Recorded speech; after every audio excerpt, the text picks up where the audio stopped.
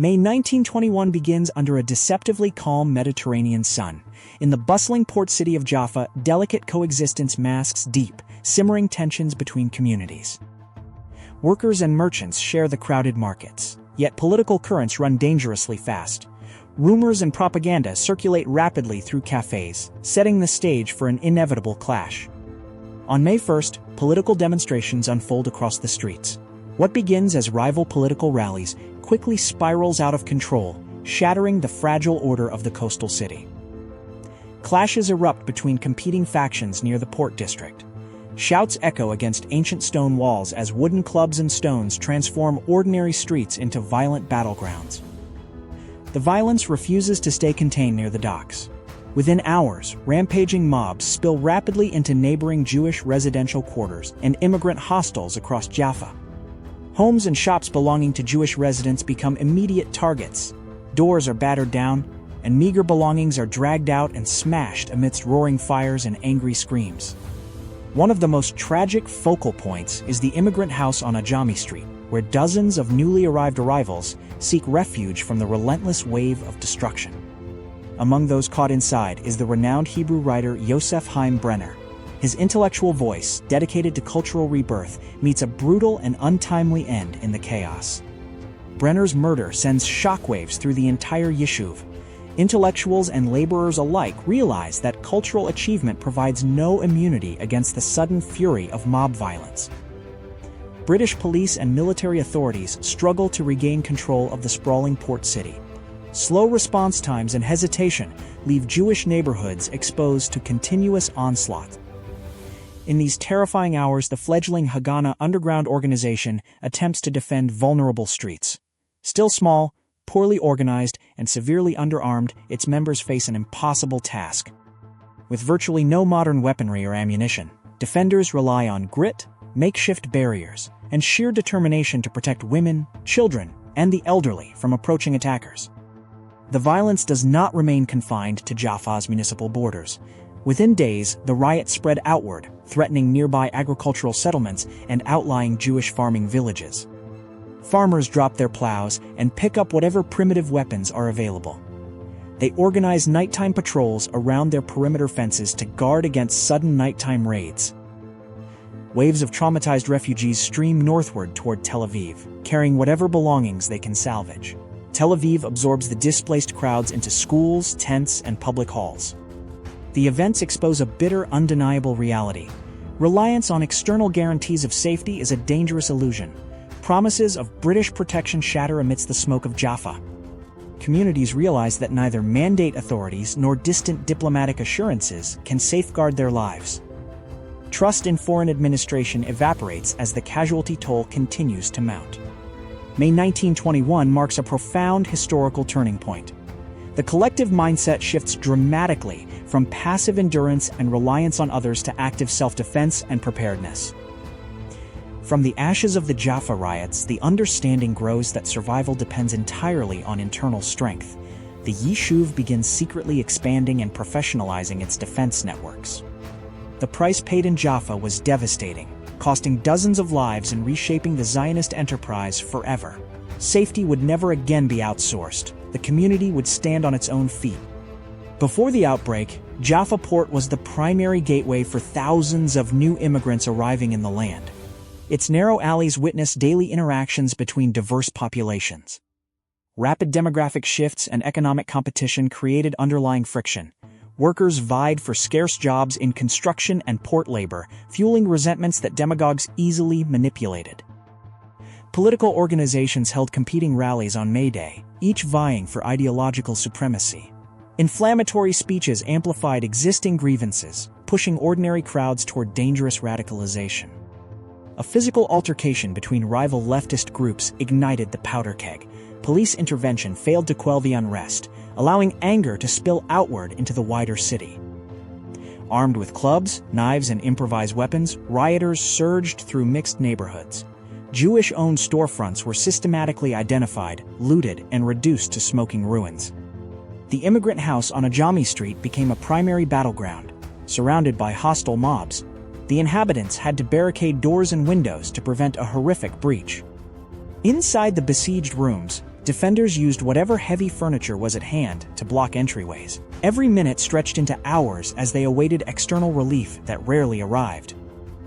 Yosef Haim Brenner remained at his writing desk until the very end, refusing to flee. His commitment to Hebrew culture and literature persisted even amidst the sounds of approaching violence. Brenner's death robbed the Hebrew literary renaissance of one of its most piercing and honest critics.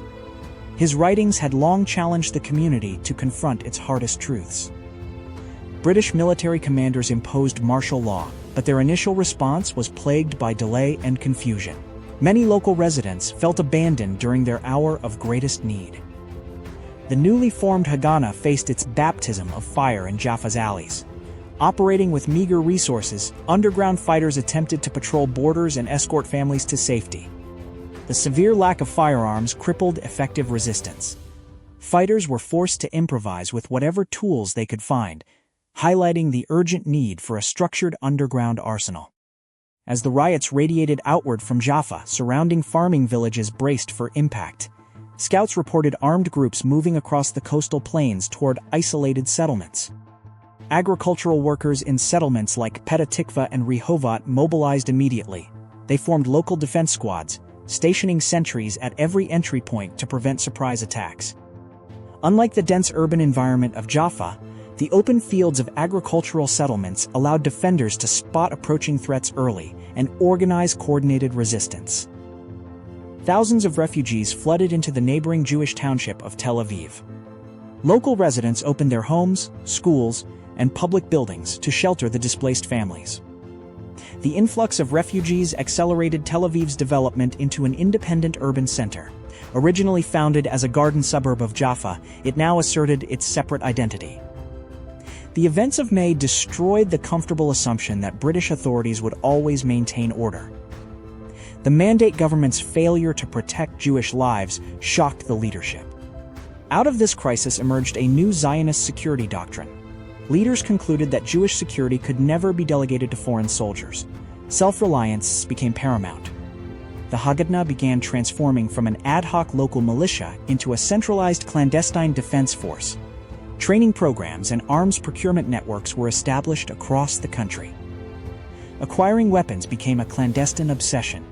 Smuggling networks brought hidden pistols and rifles across borders, stashed away in secret caches beneath agricultural settlements. Every settlement and urban neighborhood established its own internal security committee. Citizens underwent basic training, ensuring that entire communities could mobilize at a moment's notice. The riots prompted intense political debates within the Zionist movement regarding relations with Arab neighbors and British authorities. The dream of harmonious coexistence faced its sternest test. The British government established the Haycraft Commission of Inquiry to investigate the causes of the riots. Its findings highlighted economic fears and immigration anxieties as primary triggers. The Haycraft report criticized both communities while acknowledging the deep Arab fears over Jewish immigration. However, it offered little comfort to those who had lost homes and loved ones. The physical scars on Jaffa's buildings and the emotional trauma carried by survivors lingered for years. The city, once a symbol of shared coastal life, remained deeply fractured. Memorials and literary tributes dedicated to Yosef Haim Brenner kept his intellectual legacy alive. His uncompromising search for truth became a guiding light for a generation forged in crisis. The separation from Jaffa proved irreversible. Tel Aviv quickly established its own municipal administration, police force, and cultural institutions, cementing its status as the heart of the Yishuv. Lessons learned in May 1921 directly shaped the future of Jewish defense strategy. The Haganah evolved from a disorganized band into a disciplined, nationwide underground network. Every settlement built its defenses with the memory of Jaffa fresh in mind. Barbed wire, watchtowers, and hidden armories became standard features of rural pioneering life across the land. The shock of the riots did not break the pioneering spirit. Instead, it hardened their resolve. Immigration continued, and new agricultural cooperatives sprouted across the coastal plains and valleys. Looking back, the 1921 Jaffa riots stand as a pivotal crucible. They tested the endurance of the Yishuv and forced a realistic appraisal of security in a turbulent land. Building a national home required enduring unimaginable hardships and tragedies. The sacrifices made in Jaffa reminded everyone that sovereignty and safety must be earned through vigilance. The concept of the self-reliant defender became a central pillar of Hebrew identity. No longer dependent on external protectors, the community took its fate firmly into its own hands. The lessons of May 1921 echoed through every subsequent conflict and challenge faced by the Yishuv. Preparedness, unity, and self-defense became the unbreakable foundation of future survival. From the shock of sudden violence arose a renewed and vigilant society. The tragedy in Jaffa catalyzed a transformation that ensured the Jewish community would endure and grow. Never again would the Yishuv place its ultimate survival in the hands of outside guarantees. That hard-earned conviction remains the enduring legacy of the 1921 Jaffa riots. As history marched forward, the courage forged in those dark May days guided the community through every trial, proving that true security is built from within. The 1921 Jaffa riots fundamentally altered the course of history in the region, turning a vulnerable collection of immigrants into a self-reliant society ready to defend its future. Remembering these events honors those who fell and recognizes the profound awakening that saved a nascent nation from repeating fatal mistakes of blind reliance. Subscribe to explore more pivotal episodes in our historical series, and share your thoughts in the comments below about how communities shape their own destiny.